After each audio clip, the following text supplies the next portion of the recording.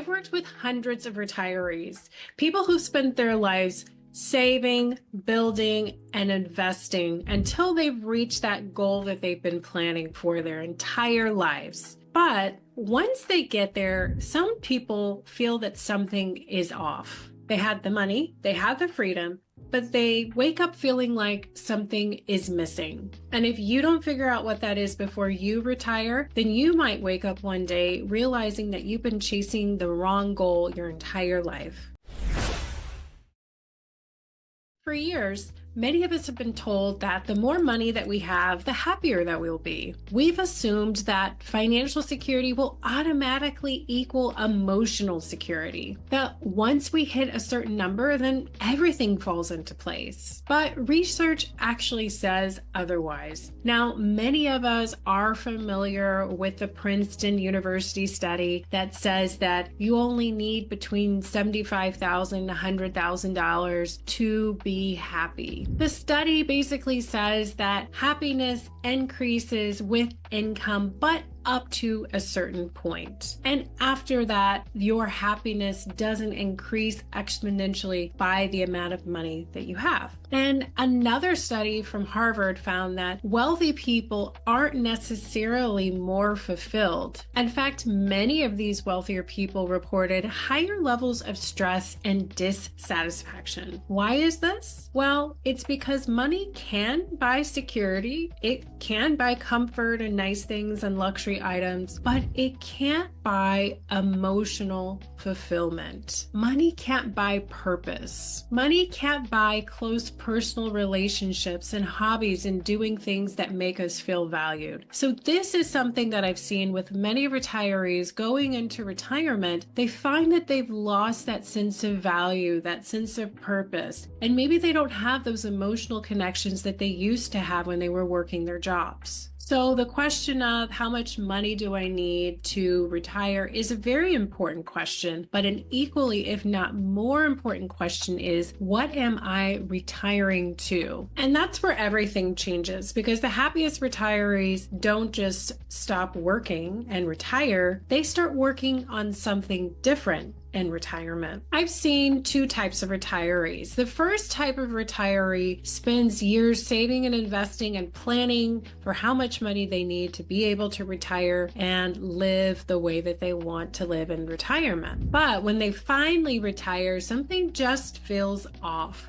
The excitement starts to fade. The days start to feel long. Yeah, they travel, they play golf, they spend time with their friends and family, but the excitement really just starts to fade off for them. The second group, well, they retire and they never look back. They have a sense of purpose. They have things that fill their day, that they're giving value to someone else or helping out their society in some sort of way, shape, or form. The difference between these two groups comes down to one decision. The happiest retirees don't think of retirement as an end, they think of it as a new beginning. They are not retiring from something, they're retiring to a new phase of their life. Unhappy retirees, they focus on what they're leaving behind, their career, their status, the structure of their day. They step into retirement with no clear plan for what is to come next. And without that structure, they start to feel disconnected.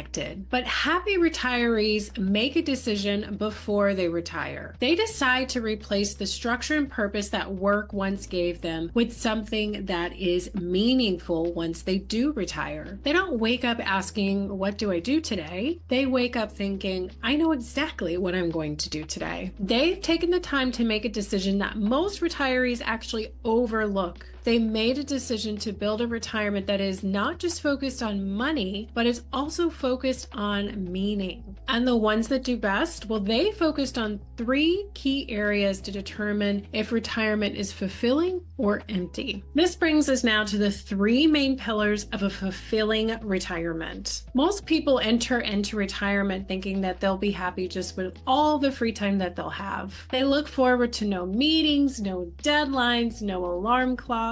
They picture long vacation, time in the morning to have their coffee, time with friends and family. And for a little while, that feels great, but then eventually something does shift. The happiest retirees know that true fulfillment comes from three things. The first is purpose. For decades, work provided structure. It gave people a reason to wake up in the morning. It gave people goals. It gave people a sense of achievement. When that suddenly disappears, it can leave an unexpected void. That's why some retirees fall into depression. They go from feeling useful and engaged to feeling like they don't have a sense of purpose any longer. Happy retirees replace that structure with something new. They find a way to contribute. Some volunteer, some mentor, some take on passion projects. It doesn't matter what it is. They just wake up every morning knowing that their time is going towards something that is meaningful. The second pillar is connection. One of the biggest dangers in retirement is isolation. At work, people have built-in social circles. They interact with fellow coworkers, they interact with clients, they interact with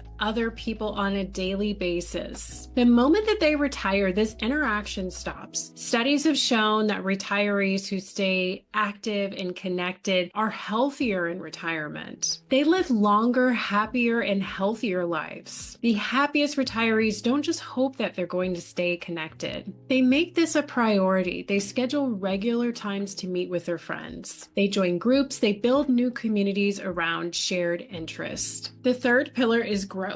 Retirement isn't about what you stop doing, it's about what you keep learning. Happy retirees keep challenging themselves. They travel, take classes, they learn new skills, and explore hobbies. They stay curious and push themselves to keep growing. The retirees that struggle are the ones that slow down too much. They get stuck in a routine that doesn't challenge them. They spend too much time consuming and not enough time creating. So over time, that leads to boredom and regret. The happiest retirees don't just plan their finances, they plan their life. They take the time to ask themselves, what is my life going to look like in retirement? And not just the first month of retirement, but 20 years from now, 10 years from now, 30 years from now, what will my life look like? Now the question is how to design a retirement that actually makes you happy. You might have noticed that most people only focus on how much money they're going to need in retirement. They look at how much money they need, how much money they can spend, and how long that money will actually last. But almost no one asks the most important question: what am I actually retiring to? That's why the happiest retirees